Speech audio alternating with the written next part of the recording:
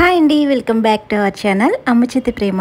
ఈరోజైతే మన ఛానల్లో పిల్లలకి చాలా ఇష్టమైన fluffy Japanese pan cake recipe అయితే చూపించబోతున్నాను. ఇది చేసుకోవడం కూడా చాలా ఈజీ అండి.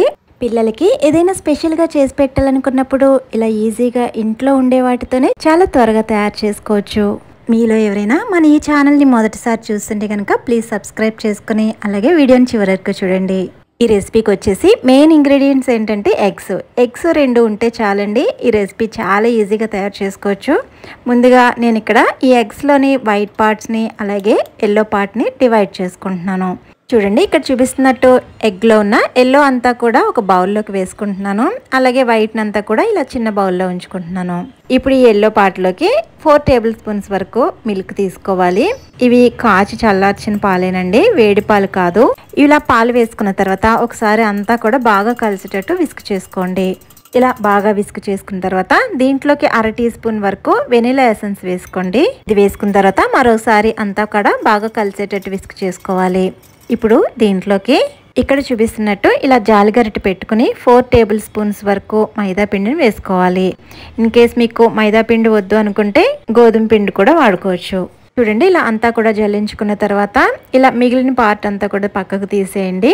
ఇప్పుడు విస్కర్తో ఈ మైదా పిండి ఇదంతా కూడా బాగా కలిసేటట్టు విస్క్ చేసుకోవాలి. ఇలా అంతా కూడా విస్క్ చేసుకున్న తర్వాత మనకి కన్సిస్టెన్సీ ఎలా ఉంటుందంటే క్రీమీ టెక్స్చర్ ఉంటుందండి. బాగా లూజ్గా కాకుండా అలాగని బాగా టైట్గా కాకుండా క్రీమీ టెక్స్చర్ ఎలా ఉంటుందో చూడండి, అలా ఉంటుంది. ఇలా తయారు చేసుకున్న ఈ బ్యాటర్ని వేరొక బౌల్లోకి ట్రాన్స్ఫర్ చేస్తున్నాను. ఇలా ట్రాన్స్ఫర్ చేసుకున్న తర్వాత ఈ బౌల్ని ఒక 10 నిమిషాల పాటు పక్కన ఉంచుకుందాం. ఇప్పుడు ఎగ్లోని వైట్ పార్ట్ని మనం పక్కన పెట్టి ఉంచాం కదా, అదంతా కూడా ఇప్పుడు ఈ బౌల్లో వేసుకుందాం. మనం చేసే ప్యాన్ కేక్ అనేది ఫ్లఫీగా రావడం కోసం నేను ఇక్కడ బీటర్ సాయంతో ఈ విధంగా విస్క్ చేసుకుంటున్నాను. ఫస్ట్ 5 నిమిషాల పాటు లో ఫ్లేమ్లో విస్క్ చేసుకున్న తర్వాత 1 టీ స్పూన్ వరకు షుగర్ పౌడర్ని యాడ్ చేసుకోవాలి. ఇప్పుడు మీడియం ఫ్లేమ్లో 10-15 నిమిషాల పాటు బాగా విస్క్ చేసుకోవాలండి. 15 నిమిషాల తర్వాత మరో 1 టీ స్పూన్ వరకు షుగర్ పౌడర్ని యాడ్ చేయాలి. ఇలా విస్క్ చేసుకునేటప్పుడు బాగా ఫ్లఫీగా రావట్లేదు అనుకుంటే ఈ బౌల్ని తీసుకెళ్లి ఫ్రీజర్లో 5 నిమిషాలు ఉంచి ఆ తర్వాత విస్క్ చేసుకోండి, అప్పుడు ఫ్లఫీగా వస్తుంది. ఇలా 15 నిమిషాల తర్వాత హై స్పీడ్లో విస్క్ చేసుకున్న తర్వాత మరో 1 టీ స్పూన్ వరకు షుగర్ పౌడర్ని యాడ్ చేసుకోవాలి. టోటల్గా 3 టేబుల్ స్పూన్స్ వరకు మనం ఇక్కడ షుగర్ని యాడ్ చేసామండి. ఇలా అంతా బీట్ చేసుకున్న తర్వాత ఇలా బీట్ చేసుకున్న దీన్ని ఇక్కడ చూపిస్తున్నట్టు ఈ బౌల్లోకి సగం పార్ట్ వరకు వేసుకోవాలి. ఇప్పుడు ఇక్కడ చూపిస్తున్నట్టు అంతా కూడా ఒకసారి బాగా మిక్స్ చేసుకోండి. ఇలా అంతా కూడా బాగా కలుపుకున్న తర్వాత ఇప్పుడు దీన్ని పెద్ద బౌల్లోకి ట్రాన్స్ఫర్ చేసుకుందాం. ఇలా ఫ్లఫీగా చేసిన ఈ బ్యాటర్ వల్ల మనం చేసే ప్యాన్ కేక్ అన్నది కొంచెం ఫ్లఫీగా చాలా సాఫ్ట్గా వస్తుందండి. చూడండి, ఇలా అంతా కూడా బాగా మిక్స్ చేసుకున్న తర్వాత ఇప్పుడు స్టవ్ మీద నాన్ స్టిక్ ప్యాన్ పెట్టుకుని 2 చుక్కల ఆయిల్ వేసుకుని ఇలా బాగా స్ప్రెడ్ చేసుకోవాలి.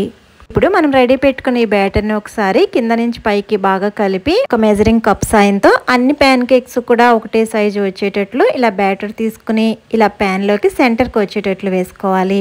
ఇలా వేసుకున్న తర్వాత 6 to 7 మినిట్స్ లో ఫ్లేమ్లో ఇక్కడ చూపిస్తున్నట్టు ఇలా మూత పెట్టి దీన్ని బాగా కుక్ అవ్వనివ్వాలి. 6-7 నిమిషాల తర్వాత ఒకసారి మూత తీసి చూడండి, కింద కొంచెం బాగా కలర్ మారింది అనుకుంటే అప్పుడు దీన్ని రెండో వైపుకి ఫ్లిప్ చేసుకోవాలి.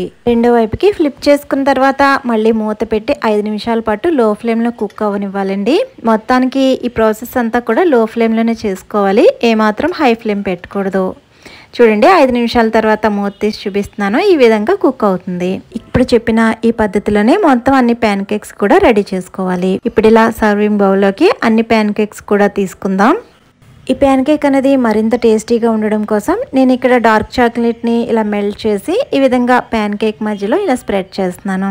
ఇప్పుడు వేరొక ప్యాన్ కేక్ తీసుకుని ఇక్కడ చూపిస్తున్నట్టు ఈ విధంగా అటాచ్ చేస్తే మనకి ఫ్లఫీగా ఉండి చాలా సాఫ్ట్గా ఉండే జపనీస్ ప్యాన్ కేక్ అయితే రెడీ అయిపోయింది. నేను ఇక్కడ కట్ చేస్తున్నాను, చూడండి, బయట సాఫ్ట్గా లోపల చాక్లెట్తో చాలా టేస్టీగా ఉంది. నచ్చితే లైక్ చేయండి, అలాగే సబ్స్క్రైబ్ చేసుకుని మీ ఫ్రెండ్స్కి షేర్ చేయండి. Thank you.